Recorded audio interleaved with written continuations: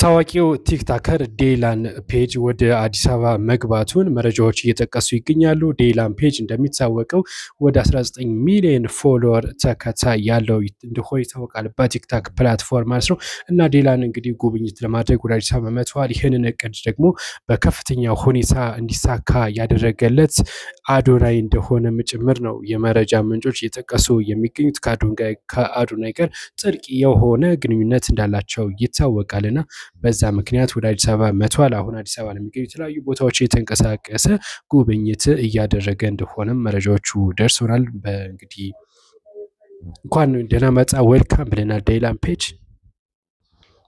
አዶናይ ዴይላን ፔጅን አንድ ጥያቄ ጠይቆት ነበር። ፍቅረኛ አለ ሆይ የሚል ጥያቄ ነበር የጠየቀው እና ፈገግ ብሎና እንደዚሁም ደግሞ በተለያየ አክት በማሳየት ነበረ ፍቅረኛውን የገለጸው እና የ10 ዓመት ፍቅረኛ እንዳለውና በ17 ዓመታቸው እንደተገናኙም ጭምር ነው የገለጸው። የዴይላን ፍቅረኛ ማዲ የብዙዎችን ትኩረት ስባለች። በተለይ ኢትዮጵያ መታ እንደዚሁም በተለያዩ ቦታ ላይ ሲንቀሳቀሱ ብዙውን ጊዜ አብራው እንደማትታይና በተለይ ደግሞ ኋላ ሆና እንደምታግዘውም ጭምር ነው አንዳንድ የመረጃ ምንጮች የገለጹ። መጀመሪያ አካባቢ በአዲስ አበባ በጎዳናዎች ላይ ሲንቀሳቀስ ያያት ሰው ሁሉ የዴይላን ፍቅረኛ ነች ብሎ ለማመን ወይም ደግሞ ለመገመት ብዙ ሰው ተቸግሮ ነበር። አዲስ አበባ እያለች ማለት ነው። አብራው ብዙ አትንቀሳቀስም፣ ከኋላ ወይም ከፊት ነው የምትሆነው እና በቅርቡ ታዋቂው የሀገራችን ኢንፍሉዌንሰር አዶናይም እንደዚሁ ጠይቆት ነበረ ፍቅረኛ አለሁ የሚል ማለት ነው ነገለጽኩላችሁ እና እሱ ግን ደንግጦ ነበር ምላሽ ሰጠው። እንግዲህ ወደ ከ10 ዓመት በፊት እንደተዋወቁና በችግር ላይ እንደነበሩ